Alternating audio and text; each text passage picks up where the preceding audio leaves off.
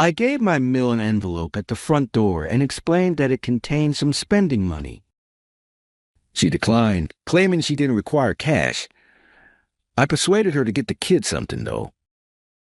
In the included letter, I apologized for not being able to safeguard the family and thanked her for her care over the years. I didn't see my wife and my mill again after that. We didn't have a lot of chemistry, did we? Living with your in-laws has been difficult for you as well. As a male, it must have been oppressive.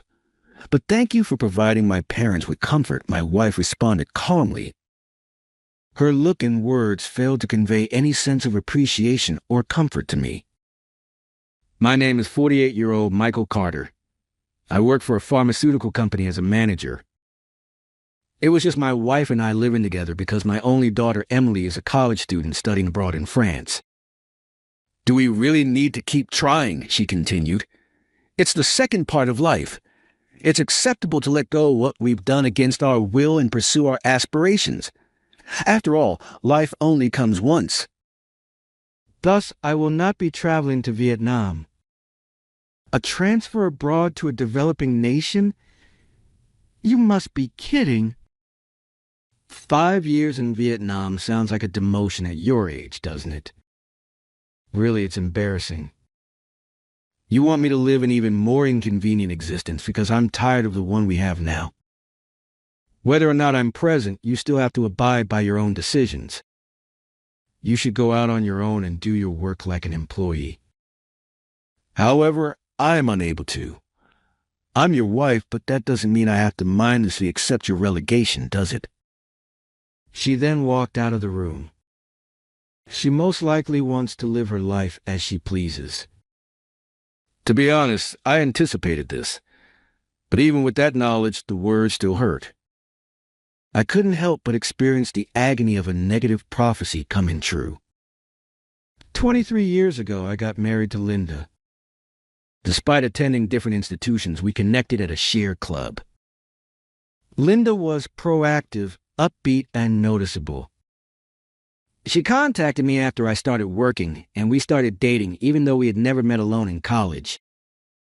She must have liked the company where I got a position because it's a reputable high-end business with a lengthy history in the pharmaceutical sector. It deals with cosmetics and health foods in addition to medications. The business is growing its clientele in Southeast Asia, creating climate-appropriate skincare products and getting ready for regional sales. Sending staff to Vietnam and the Philippines is not a novel approach. We have long been selling drugs there. Demotion is not the goal. Rather, it is about educating local employees and investigating new markets. However, Linda, who prefers a luxurious lifestyle, probably hoped for Europe. During our 23-year marriage, we've been abroad 3 times. Our honeymoon was in Hawaii, and the other 2 trips were to France and Italy. All of them were her choices. Linda also went on women-only trips with her college friends. They always went to Europe. She bought luxury goods at duty-free shops abroad and brought back cosmetics for me and our daughter. Men should wear cologne, too. I was pressured into using scents I didn't like. When Linda was away, her mother Sarah would come over to cook. Originally, this house was built in Linda's parents' backyard as a home for the newlyweds. Linda's travels were not only abroad, but sometimes on weekends, so Sarah often took care of things in her absence. Her cooking might not be fancy, but it's the epitome of American home cooking, and both my daughter Emily and I always enjoyed it. It tasted better than Linda's cooking, and I could feel her genuine desire to serve delicious food. On the other hand, Linda dislikes cooking. Knowing this, Sarah frequently brings over dishes. While we live separately, part of me thinks living with her would be easier, considering her efforts. But my wife dislikes that idea. She can't stand her mother's nagging. To me, her complaints seem justified, but to Linda they are nothing but annoying scoldings. What Linda really wants is not a caring mother, but a housekeeper who silently manages all the household chores. Between the times we finish Sarah's dishes and wait for the next, my wife's cooking makes an appearance as a stopgap. curry, rice stew, pasta, or Chinese food. In winter, she cooks French onion soup. On those days, the trash bin tells a different story. It overflows with pre-cut vegetables for curry, pasta sauce, ingredients for soup, all in the packaging. My wife never bothered to align trash disposal with the pickup schedule. I try to understand, given my own busy weekdays. But Linda is a homemaker. She has never worked a day in her life.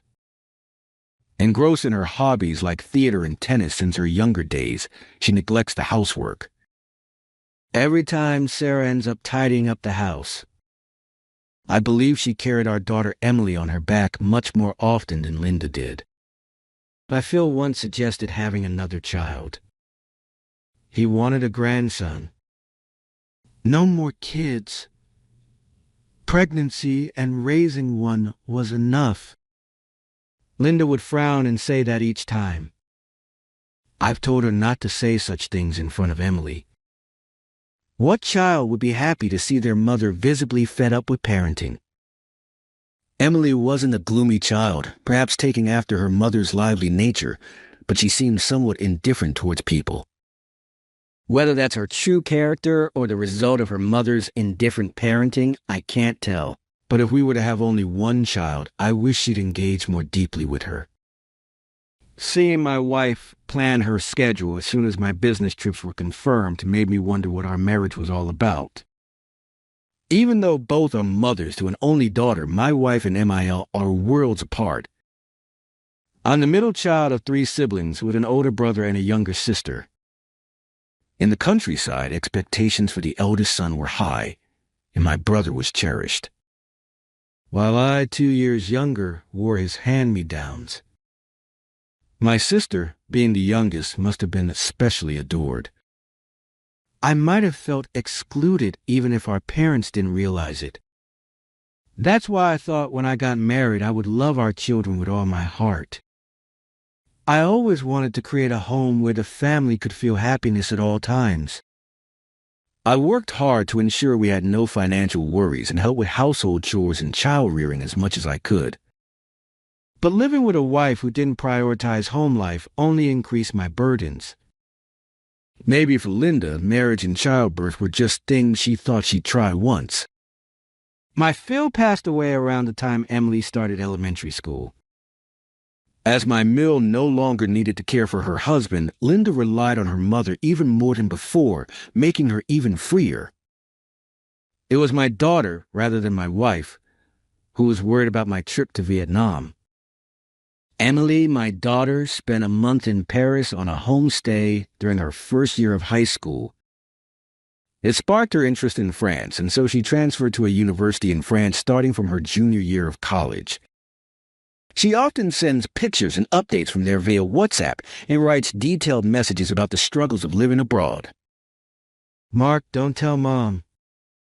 The only things I'm grateful for in my marriage to Linda are the love for my in-laws and having my daughter. By this time, Linda was probably as tired of married life as a child gets tired of playing house. On the morning of my departure, I carried my packed suitcase downstairs alone. I left the signed divorce papers on the bedroom sideboard. A sticky note was attached to it beforehand, and it read, "Please sign this before you go."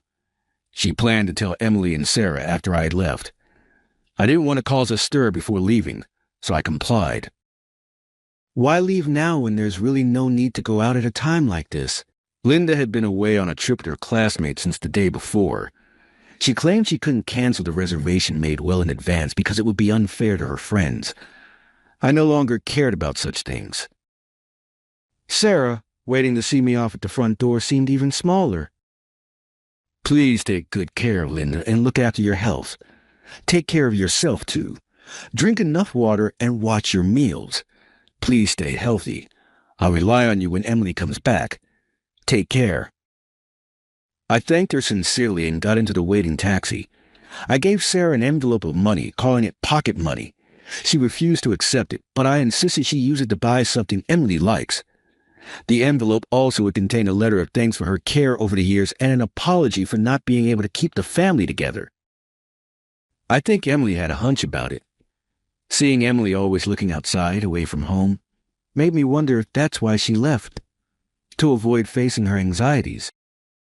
That was the last time I saw Sarah and Linda. I had no enthusiasm left to start a new life in a foreign country, leaving my homeland behind. I felt no nostalgia, only the heavy pain of a broken home as I left JFK. Time passed, and I returned to the U.S., heading to one of the top hotels in New York. The area was bustling due to the weekend. That day, a Thanksgiving party was being held to celebrate the 100th anniversary of my company. It was a buffet party for employees and their families. I went with Lean. She is my new wife, whom I met during my 5 years living in Vietnam. I was drawn to her unobtrusive yet attentive demeanor. After 2 years of dating, we decided to marry. Knowing we would return to the USA, she learned English in preparation for our life here. Many in Vietnam speak French too, due to colonial history. Lean, inheriting her grandfather's accent, taught French at a language school there. She interacted with American teachers and students, which was how we met. She seems to have a knack for languages. She's even better at French than me. That day, she wore a traditional Vietnamese all dye, a slim-fitting dress. Perhaps because the slim-fitting traditional attire wouldn't suit otherwise, it seemed that overweight women were rarely seen in Vietnam. Although she isn't very tall, Lean looked slender and elegant. Her hair was tied up with decorative hairpins and earrings that enhanced her appearance. After descending from the elevator, we walked into the venue together. Her AO dye was a deep wine color with large flower embroidery. It was not flashy but elegant, making me feel proud. Life in Vietnam turned out to be more comfortable than I expected. The climate suited me, as I disliked the cold. Our apartment was a service residence. It was fully furnished and included thrice-weekly cleaning and laundry services. We could watch American TV shows and had access to a pool and gym. Living without household chores in a slightly better environment made me think Linda would have liked it, had she come. Many Americans lived in my apartment complex. As I began learning Vietnamese, not only did I become acquainted with more American people, but I also started to increase my circle of Vietnamese acquaintances 1 or 2 at a time. Everyone was kind and friendly with no airs about them. Surprisingly, American products were available locally, so living there was easy. Our company needed to make inroads here. Getting used to life brought new goals and more comfort. That winter, Emily came from France during her break. I'm worried about Grandma, so I need to go home to the U.S. But maybe it's better not to see Mom. I was more concerned about whether you could manage, Dad. Linda grew up and lived in her hometown, but Emily, having experienced living abroad from a young age, seemed to have more specific concerns. Even when she went to Paris for a language course, it was fun for her at first due to its novelty. But after 2 weeks, the frustration of not being able to communicate and feelings of inferiority overwhelmed her. She got sick of the same food every day and hit a cultural wall. Having experienced that, her study in France after that was much more relaxed. Being better at French made it comfortable. She seemed to enjoy it a lot. So, Dad, you shouldn't get upset thinking, why is Vietnam like this? Accept everything as a novelty, thinking, so this is normal here. Getting stressed because it's not like the U.S. won't solve anything. It just makes it harder for you. Seeing Emily giving advice like a counselor, I realized how much she had grown up. Still, the divorce during her absence felt like deceiving my daughter, and I felt guilty. Something must have been wrong or lacking. I feel bad for you. It's okay. After the meal, we made sweet Vietnamese coffee and sat down together. If you can't be happy together, there's no point forcing it. No matter how hard you try, some people just don't mesh. In France, I initially stayed with American people because it was comforting. You can tell what someone is like because the language is the same, right? But gradually, I started feeling maybe this person and I don't click. Conversely, I found that even with foreigners, there are those with whom I strangely get along, even though our languages and upbringings are different and our values and everything else should be too. It's enjoyable to be with them. You just naturally get along with some people without effort. I think it's about fate or compatibility. Even if your family says you should get along unconditionally, it doesn't change the fate or compatibility that exists. I've always struggled with Mom trying to control everything. I wanted to learn swimming, but she forced me into piano lessons because I'm a girl, then got angry at me for lacking enthusiasm. I hated practicing in front of her, which made me dislike it even more. She also tried to dress me in her preferred style and got mad when I got my hair short. Yet when it was time to change clothes for the season, she couldn't even remember where my uniform was, often leaving it at the cleaners. It felt like everything at home was always half done and chaotic. I might not be supposed to say this, but living with her made me determined not to be such a mother. That's tough, Emily. But Grandma was always there to help. Mom often scolded her for spoiling me, but I think Mom was really the one depending on her. To think she can view adults so calmly at just barely 20 years old. The reality was far from the happy family life I had envisioned. Listening to her made me reflect deeply. Emily never had loud clashes with her mother. It was mostly Linda unilaterally attacking her with words.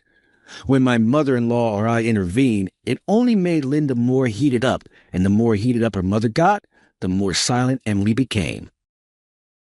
I wonder how much she had to swallow her words and feelings, enduring silently. I think bad conversations should be avoided. Bad conversations? Yeah, like those that only cause arguments or escalate emotions. It's better not to have them. As my French improved, my social circle widened, but that was to have good relationships, not to out-talk others. Language is there to understand others. Just because we speak the same language doesn't mean we should say everything. Dad, you must have been holding back too. Being consoled by my daughter who had flown from France, I felt a lack of faith as a father. But it also felt like seeing the fruits of my labor.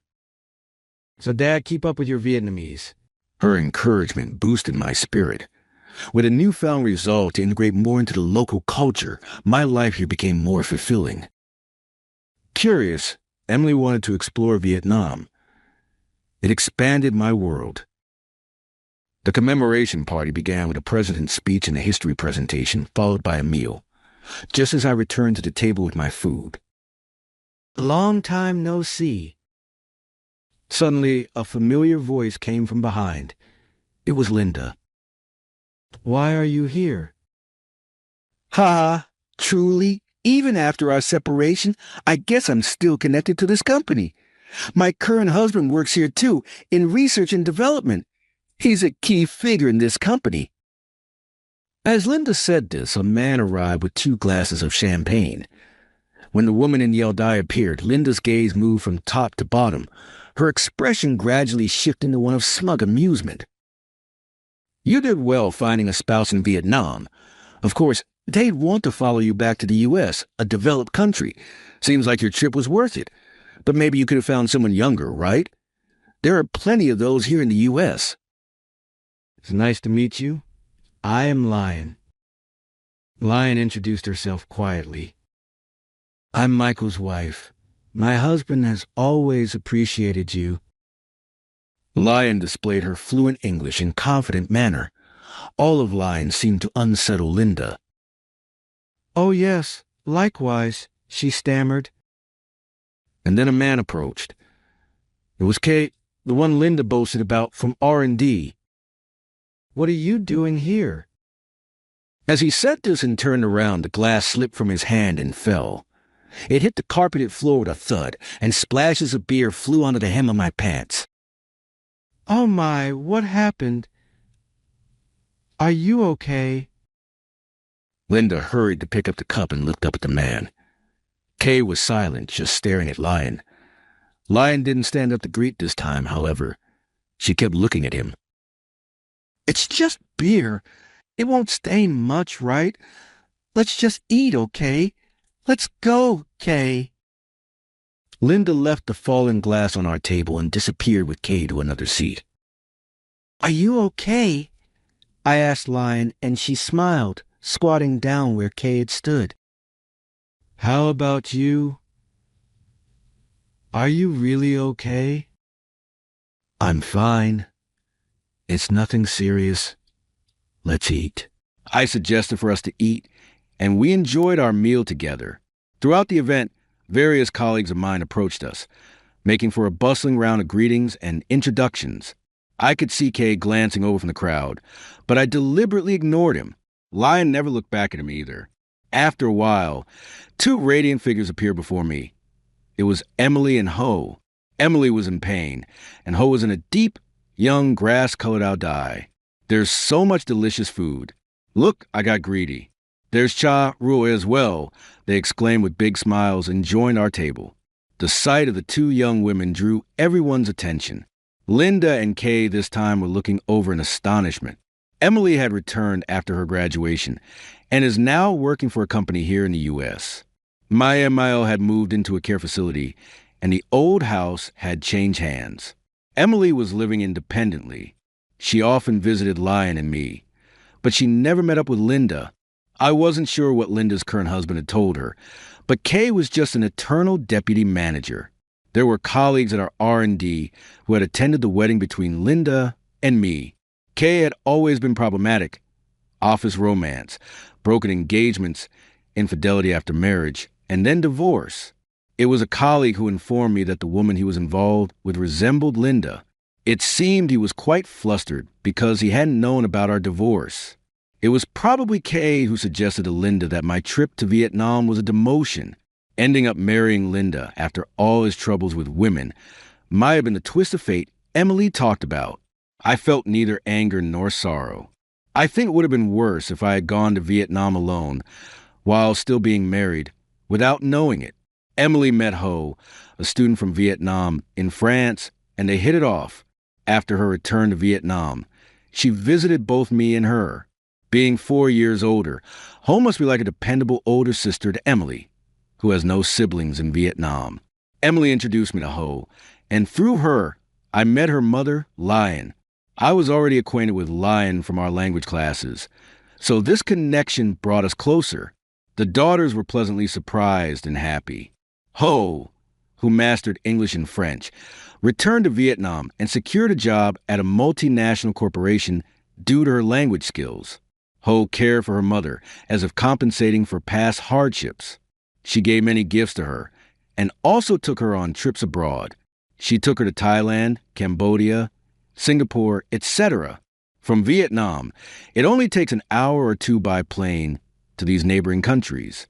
Lion, who had worked solely for Ho, found herself both delighted and perplexed by these sudden travels. It seemed Ho wanted to make her mother happy, who had lived without luxuries. Ho's filial actions inspired Emily to be exceedingly kind to me. There were times when she brought ingredients from France and cooked French cuisine in Vietnam.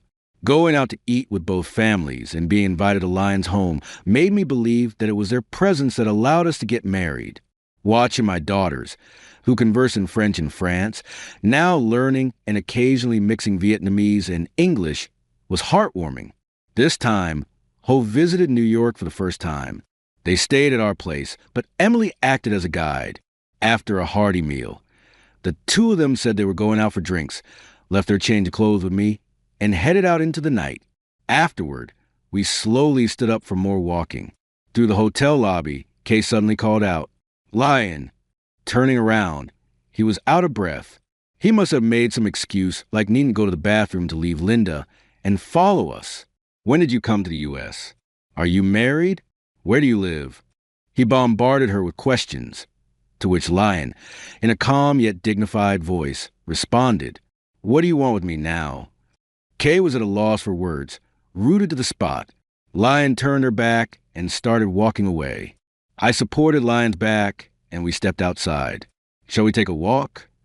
Thinking she might want to calm down, I asked, and she quietly linked her arm with mine, and we walked through the night streets together. "You must be really tired from all the pretense." She just shook her head at what I said, without uttering a word. As we walked in silence, Lion suddenly stopped. "What's wrong?" Before I could finish asking her, she crouched down. Rushing over, I embraced her, and she began to cry softly. It must have been hard. Helping her to stand, she sobbed, perhaps releasing years of resentment and longing. Being spared from showing her miserable side to Kay might have signified the end of a painful past. "Thank you," she said quietly as we got home. "For what?" "For everything. Everything.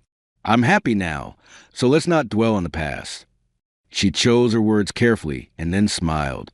"I feel the same way. If I were still alone, I wouldn't have attended today. It's because you are with me that I could go. I'm grateful for that. We were able to heal our past wounds through this encounter. It's remarkable how two people from different countries and languages could come together like this. Kay, unlike me, was sent to Vietnam when he was younger. His stay wasn't long, but that's where he met Lan. She worked in a restaurant catering to tourists. He took a liking to her, frequented the restaurant, and deepened the relationship, claiming he would work in Vietnam for a long time. Then, a year later, he left without a word. He probably intended to do so from the start. He left no business card and canceled his phone line. He broke up with her as soon as she announced her pregnancy. Lan was just 18 when she entered society. She ended up giving birth to Hoa alone. Without any way to cope, she left her daughter with her mother and sought Kay while working.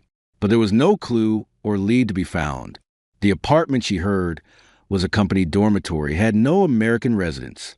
The building where she was told his office was located had no such company. She realized the naivety. She had heard that American people were polite and kind-hearted.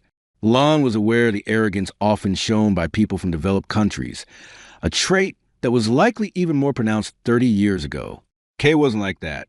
That's why she was drawn to him. However, it was all facade. She was left behind as if she never existed. Lan vowed to give Hoa the education she never had. Lan thought Hoa must not live a life like hers. Even in a poor country, if one is capable, others will not treat them with disdain. Lan raised Hoa with these thoughts. From a young age, Hoa was taught English and French and sent to university on a scholarship, which included studying abroad. It seems that watching Hoa grow up was what sustained Lan's heart. How deep were the wounds caused by the betrayal?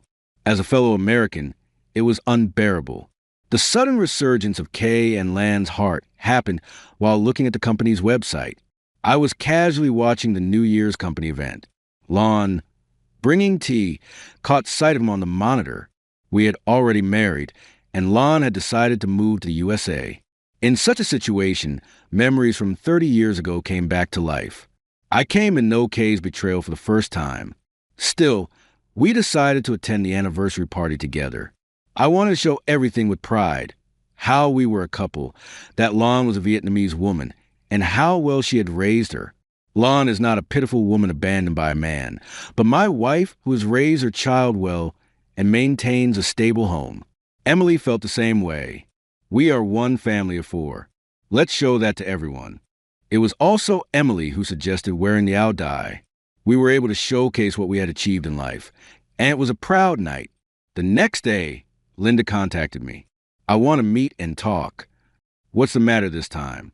You want to bill me for dry cleaning or something?" "Don't play dumb.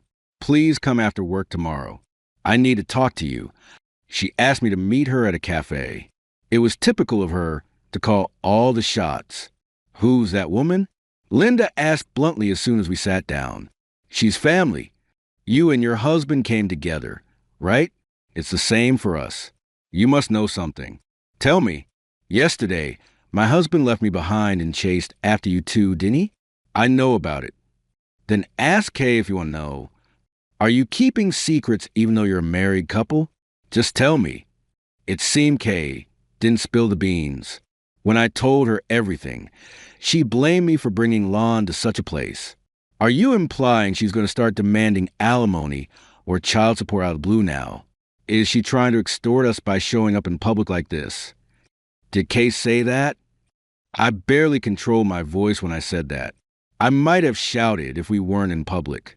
My intensity made Linda flinch. "Don't play dumb. You're the one who approached us in public, remember?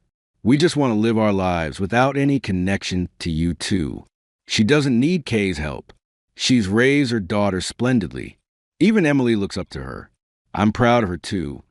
You left me behind when I was transferred overseas. You couldn't bring yourself to go with me, and you ran away. I still hate being seen that way. So, yesterday was a good opportunity for you to see the person I've become. There's no reason for us to avoid public attention. We have nothing to hide. You wanted to show off your current husband. Well, if that's all you wanted, then be satisfied with that. You're so cunning, dragging Emily into this, Linda said with a sulky tone. Emily knows how difficult life overseas can be, so she's always been concerned about me. Have you ever done anything like that? Even when Emily went to Paris as a high school student, she went willingly. And what did you do? You just left her to her own devices. You simply said she should study hard because you spent a lot of money sending her there. She told me that's all you ever said. You've always used Emily to treat me like an afterthought and sideline me, haven't you? And now what's this? Marrying your colleague's ex-girlfriend without even knowing her? Or is it a jab at me? Are you planning to play the role of her daughter's father, since you know who her real father is? Look at yourself. I'm the one who should be ashamed of you. That's why our daughter keeps her distance from you, because you always live life centered around yourself. My words seem to sharpen Linda's gaze. Isn't it always like this with you? You never understand anyone else's feelings. If you lack the ability to understand others, shouldn't you at least try to imagine and think about it? And what about Lon, being a woman from the past? How would you feel if the same happened to our daughter? Could you just sit idly by? Your current husband is that kind of man. How would you feel now that you know he did something like that? Anyone would normally speak up about it, wouldn't they? If your husband betrayed someone and caused him suffering, shouldn't you, as his wife, feel remorse? All you think about is alimony threats and self-preservation.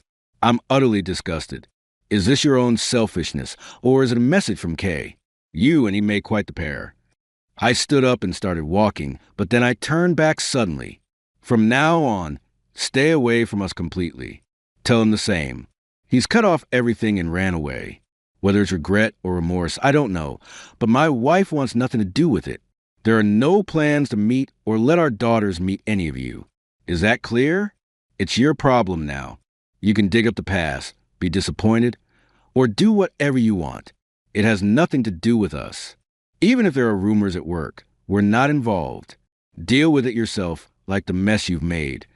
And Emily, give me your contact information. You lied about her getting a job over there. I didn't hear anything about her being in the U.S. What's going on? She didn't even report back to me, her mother, about returning to the country. Are you behind this? I couldn't help but sigh. You always play the victim. As a mother, did you ever try to reach out or initiate contact?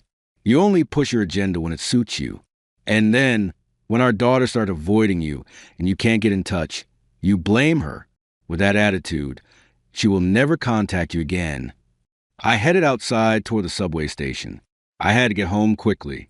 Today, I was supposed to cook Vietnamese food with Lon and Hoa. If I'm late, Emily will be upset with me.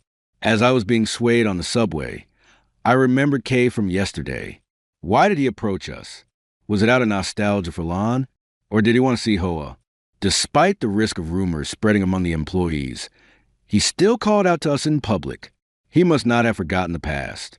Did he think Lon would feel nostalgic about him? But there is no path that can be recovered. That's going to be the path of his life. Poor guy. The subway doors opened, and I hurriedly got off the platform and rushed up the stairs. I never realized how happy it would be to come home. It's almost childish. In the second half of my one and only life, I'm savoring the happiness of the present once again.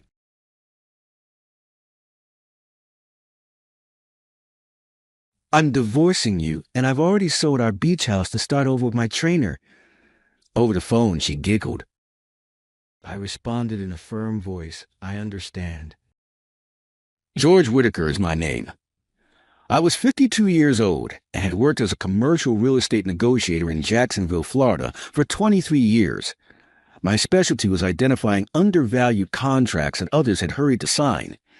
Patience, accuracy, and an eye for nuances that others miss were key components of my successful profession. Regretfully, I hadn't examined my marriage with the same level of attention until it was nearly too late. On a Thursday morning, the call came in. I was in Brussels completing the purchase of a warehouse for a shipping company based in the United States.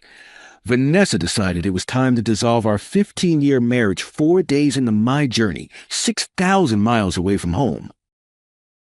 She went on to say, Kyle and I need a fresh start, with a certainty that I recognized from the innumerable divorce stories I'd heard from co-workers. The price at which the beach house sold was good. The documents are previously signed by me.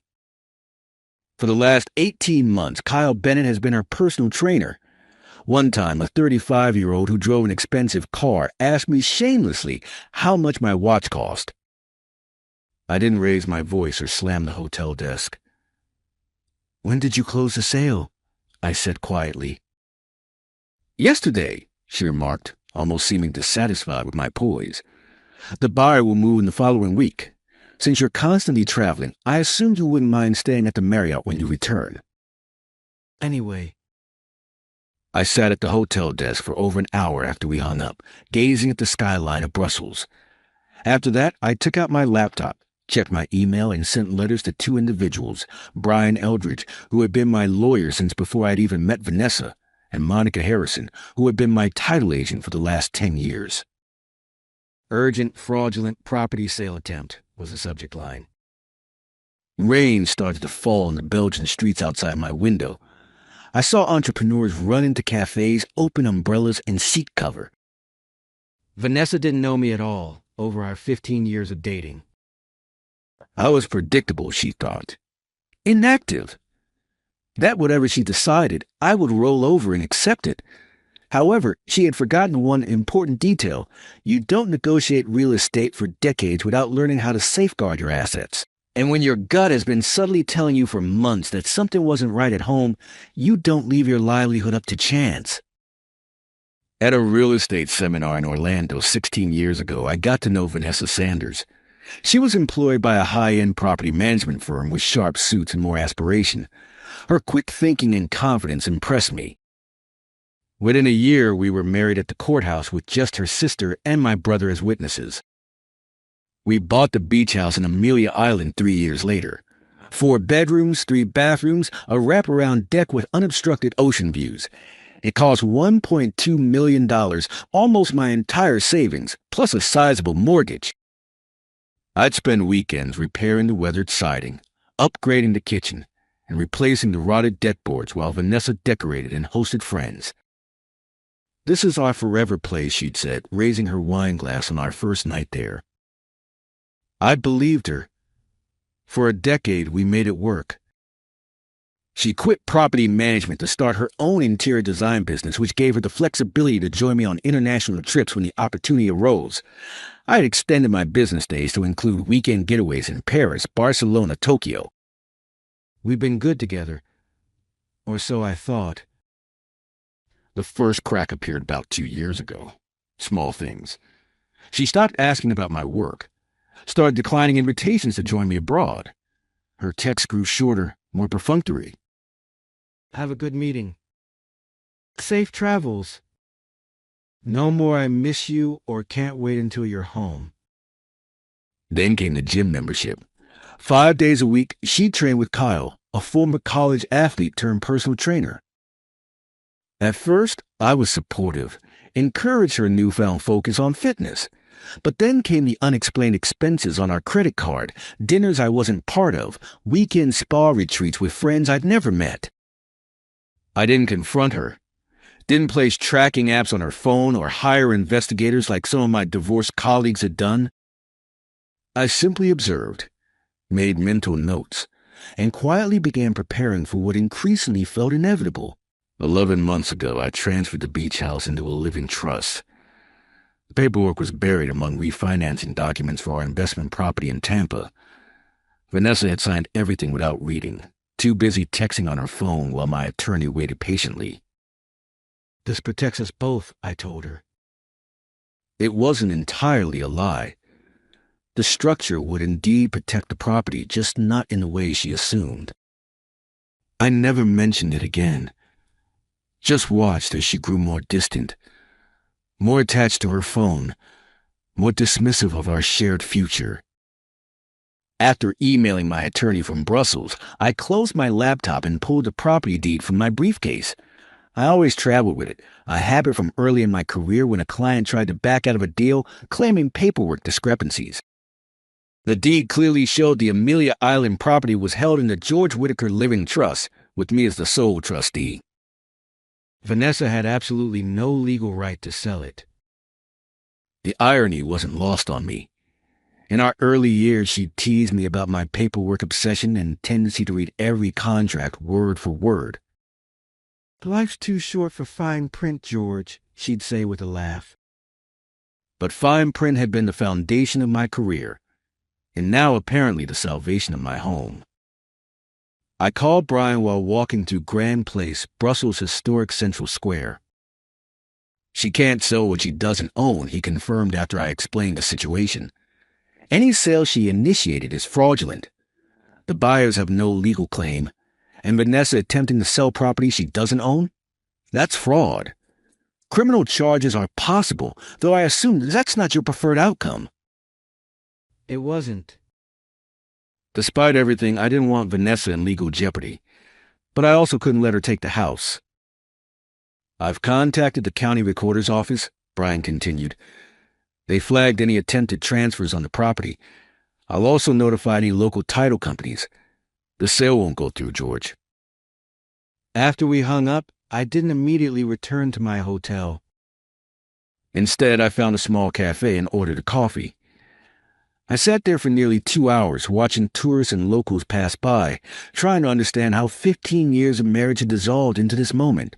What struck me wasn't anger. It was clarity. The betrayal wasn't just about another man reselling our home without my knowledge. It was the casual cruelty of it, the laughter in her voice when she delivered the news. As if my pain was an amusing afterthought. As if our life together had meant nothing. I sent a brief text to the Brussels client explaining a family emergency required me to return home immediately. Then I booked the first available flight to Florida. On the 9-hour flight, I didn't watch movies or read reports. I just sat quietly, a strange calm settling over me. For years, I'd navigated complex property negotiations for others, always finding the pressure points that would give my clients leverage. Now, I would use those same skills for myself. This wasn't about revenge. It was about justice, balance, setting things right. By the time the plane touched down in Jacksonville, my course was set. I wouldn't yell or plead or try to salvage what was clearly broken beyond repair. I would simply enforce the contract she'd signed, but never bothered to read. In property matters, signatures always matter more than intentions. That was a lesson Vanessa was about to learn. I didn't tell Vanessa I was coming home early. I rented a car at the airport and drove the 40 minutes to Amelia Island in silence. It was just afternoon on Saturday when I pulled into our driveway. A black Mercedes convertible I didn't recognize was parked in my usual spot. "Kyle," I presumed. The front door was unlocked. I could hear laughter from the kitchen, Vanessa in a male voice discussing what sounded like renovation plans. "The wall between the living room and dining room should come down first," the man was saying. "Open concept is everything in beach properties." I set my suitcase down quietly and walked toward the voices.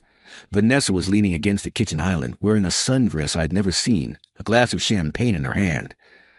Kyle stood behind her, his arm casually draped around her waist, pointing at something on a tablet. They both looked up as I entered. Vanessa's smile faltered for just a moment before recovering. "George," she said, surprise poorly concealed. "I didn't expect you back until Monday." "Clearly," I replied, glancing at Kyle, who at least had the decency to remove his arm from my wife's waist. "This is awkward," Kyle said with a nervous laugh. "I should probably go." "Actually," I countered, "I'd prefer if you stayed. This concerns you too, apparently." Vanessa's expression hardened. "We don't need to make this difficult, George. I've been unhappy for a long time. We both deserve a fresh start." I nodded calmly. "I agree completely, which is why I've already spoken to my attorney about the fraudulent property sale you attempted."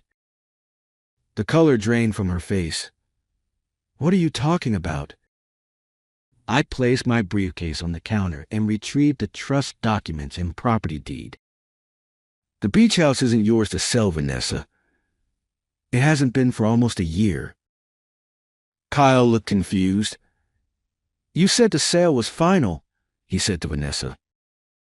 It was, she insisted, but I could see the uncertainty creeping into her expression. Check the deed, I suggested. The property is owned by the George Whitaker Living Trust. You signed the transfer papers last May. Remember those refinancing documents you didn't bother to read? She snatched the papers from my hand, scanning them frantically. This isn't possible, she whispered.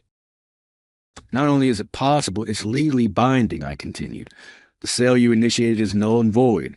The buyer has already been notified.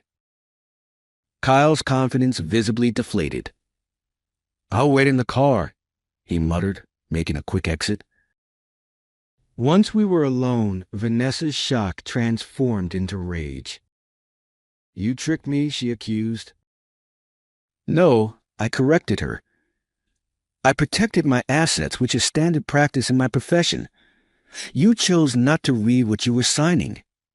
That's not trickery. It's negligence. She tried a different approach, her voice softening. George, be reasonable. We can split the proceeds. There's no need for lawyers. Except there are already lawyers involved, I replied. Not just mine. The buyers are understandably upset about purchasing a property from someone who doesn't own it. They're considering their own legal options. You wouldn't, she whispered. I'm not doing anything, I clarified. I'm simply enforcing the legal ownership of the property. What happens next depends entirely on how you choose to proceed. Vanessa's face hardened again. She grabbed her phone from the counter. I'm calling my sister's lawyer. You won't get away with this. I didn't argue, just nodded and said, You should definitely consult an attorney. I'll be staying at the Hilton downtown tonight to give you space. But to be clear, this house is not being sold, and I'll be moving back in on Monday. As I turned to leave, she called after me. This isn't over, George. I glanced back at her, standing in the kitchen we'd renovated together, champagne still in hand. Actually, Vanessa, I think it is. Sunday morning, I met with Brian at his office. The space was quiet, empty of the usual paralegals and assistants who filled it during weekdays. Brian looked tired but determined as he spread several documents across his desk. There's more, he said without preamble. I had my investigator do some digging after your call. He pushed a folder toward me. Inside were bank statements, credit card receipts, and property records I'd never seen before. Vanessa's been busy, Brian continued. She opened a separate account last year, transferred about $170,000 from your joint savings. The amount hit me like a physical blow. That was a majority of our liquid emergency fund. There's also this, he added, sliding another document forward. Preliminary paperwork for a retail space in Savannah. Leases in both her name and Kyle Bennett's. They're opening a fitness boutique, signed 3 months ago. I stared at the pages, trying to process what I was seeing. This wasn't an impulsive affair. This was calculated, planned. They've been working toward this for months, maybe longer. The timing makes sense now, I said, more to myself than Brian. She wasn't just selling the house for a divorce settlement. She needed capital for this business. Brian nodded. And there's one more thing. The buyer for your beach house, it's a shell company. Guess who owns it? Kyle. His brother, Jason Bennett. They were trying to get the house at below market value through a fraudulent sale, then likely flip it for profit after you discovered the sale and were forced to negotiate. The pieces clicked into place with sickening clarity. This wasn't just Vanessa leaving me for another man. This was a deliberate financial scheme to extract maximum value before discarding our marriage. I felt something shift inside me. The calm acceptance I'd maintained since her phone call transformed into something colder, more focused. This wasn't just about protecting what was mine anymore. This was about accountability. What are my options? I asked. Brian leaned back in his chair. Legally, you're in a strong position. The trust protects the house. We can freeze the joint accounts to prevent further transfers. As for the money she's already taken, he paused. That's trickier. Florida's an equitable distribution state. She could argue it was her share of marital assets. And the fraudulent sale attempt? I asked. That's where we have leverage. It's criminal fraud, potentially grand theft, depending on how a prosecutor views it. But I'm guessing you don't want to see your wife in jail. He was right. Despite everything, I didn't want that. But I also wouldn't be played for a fool. Here's what I propose, Brian continued, pulling out another document. A divorce settlement that's fair but firm. She returns 60% of the transferred funds, waives any claim to the beach house. You waive any claim to her new business venture. Clean break. No criminal charges. I studied the draft agreement, weighing my options. And if she refuses? I asked. Brian's expression was grim. Then we pursue all available legal remedies, including potential criminal charges for the fraudulent property sale. But let's try the civilized approach first. As I left Brian's office, my phone buzzed with a text from Vanessa. My lawyer says you're bluffing. The house is joint property, regardless of your trust trick. See you in court. I showed the message to Brian, who shook his head. She's getting bad advice. The trust documentation is solid. Send the settlement offer. I decided, but prepare for court. I don't think she'll take the reasonable path. I spent the rest of Sunday in my hotel room, reviewing financial records and property documents. With each page, each discovery of Vanessa's deception, my resolve strengthened. This wasn't just about a house anymore. It was about standing my ground against someone who thought they could simply take what I'd spent decades building. Monday morning, I checked out of the hotel and drove to the county courthouse. Brian had filed a divorce petition first thing, along with an emergency motion to prevent any property transfers pending resolution of our case. By 10 a.m., it was official. Vanessa couldn't legally sell the house, even if it hadn't already been protected by the trust. Next, I visited First Coast Bank and spoke with the branch manager, Thomas Parker, an old client from my early days in property negotiation. Within an hour, I'd separated my accounts from Vanessa's and secured my remaining assets. Anything else I can help with, George? Thomas asked as we finished the paperwork. Just one thing. I replied, can you tell me when the next automatic payment to Elite Fitness is scheduled? He checked the system. There's a recurring payment of $300 set for tomorrow. It's been charging monthly for about a year and a half. I nodded. Please cancel that. And any other automatic payments, except utilities for the beach house. By noon, I'd updated my credit cards, notified my company's HR department about changes to my benefits, and spoken with our insurance agent. Methodically, I was untangling 15 years of financial entanglement. My phone buzzed repeatedly throughout the morning. Vanessa, then her sister, then a number I didn't recognize that I assumed was her lawyer. I let them all go to voicemail. Around 2 p.m., I drove to the beach house. Vanessa's car was gone, but the Mercedes still sat in the driveway. I used my key to enter, half expecting the locks to be changed. But they weren't. Kyle was in the living room, hurriedly packing a duffel bag. He froze when he saw me. I was just grabbing my things. He said quickly. I didn't respond. Just stood in the doorway, watching him. Look, man, he continued, growing visibly uncomfortable. This wasn't personal. Vanessa said the marriage was over long before I came along. Where is she? I asked. At her sister's. She's pretty upset. Said you were trying to ruin her. I almost laughed at the irony. Is that what she told you? That I'm the villain in this story? He shrugged, avoiding my gaze. She said you were controlling, that you trapped her in this town while you traveled the world. And the business you two were planning to open with money from selling my house. Was that my fault too? His eyes widened slightly, a confirmation that Brian's information was correct. That's what I thought. I said, you can tell Vanessa that her settlement offer is at Brian Eldridge's office. She has 48 hours to accept before we proceed to a contested divorce and potential fraud charges. Fraud. The fear in his voice was unmistakable. What are you talking about? Attempting to sell property she doesn't own. Opening businesses with misappropriated funds. Take your pick. Kyle grabbed his bag and moved toward the door. I stepped aside to let him pass. One more thing.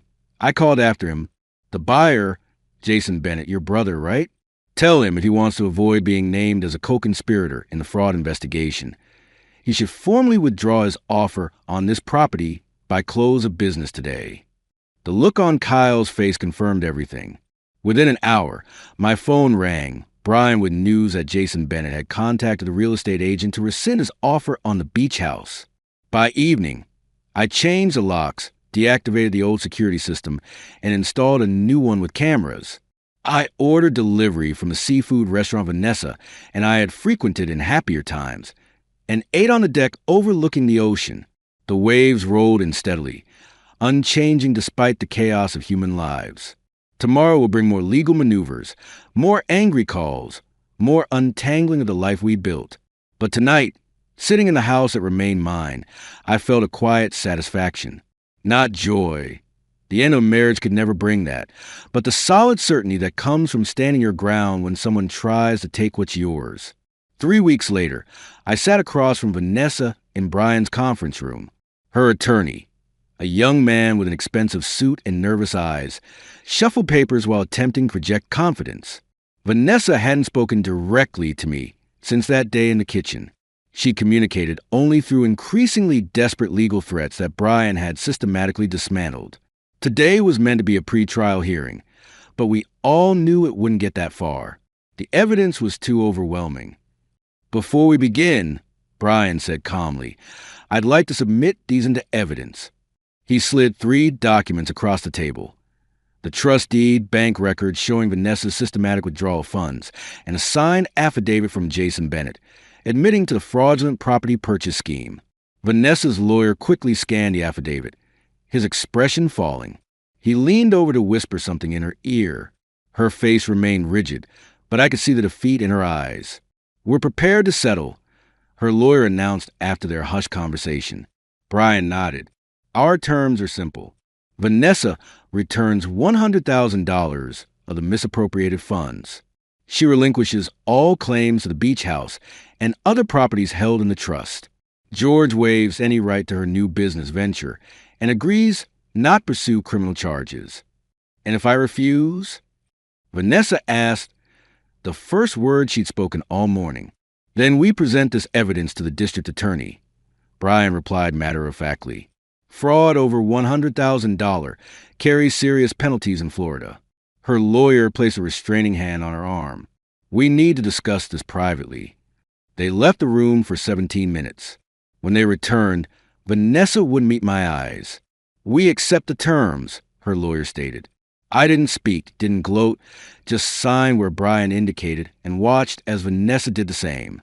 Her signature was as familiar to me as my own after 15 years of shared tax returns, Christmas cards, and anniversary notes. It was over. 6 months later, I stood on the deck of the beach house, coffee in hand, watching the sunrise over the Atlantic. The property looked different now. I'd renovated the kitchen, replaced the weather-beaten siding with something more durable, and installed hurricane windows throughout. The changes weren't just practical, they were symbolic, wiping away the old to make room for something new. I'd heard through mutual friends that Vanessa and Kyle had opened their fitness studio in Savannah, though on a smaller scale than originally planned. The business was struggling, apparently. I felt no satisfaction in that news, no joy in her difficulties, just a vague sadness for what might have been if different choices had been made. The divorce had finalized 3 months ago. Clean. Final. The settlement terms executed without further drama. Vanessa had returned the agreed-upon funds, which I promptly invested in a commercial property in downtown Jacksonville, a small office building with steady tenants and reliable income. My phone rang. Monica Harrison, my title agent. Just checking in, she said when I answered. How's the beach house? Getting better every day, I replied, watching a pair of pelicans glide over the waves. Thanks again for your help with the trust setup. That's what friends are for, she said. Actually, I'm calling because I found another investment property that might interest you. Similar structure to what we did with the beach house, but commercial, good protection, steady income. Send me the details, I said. I'm interested. After we hung up, I continued watching the ocean. The waves rolled in, steady and predictable in their rhythm. There was comfort in that consistency, that natural order that couldn't be manipulated or stolen away.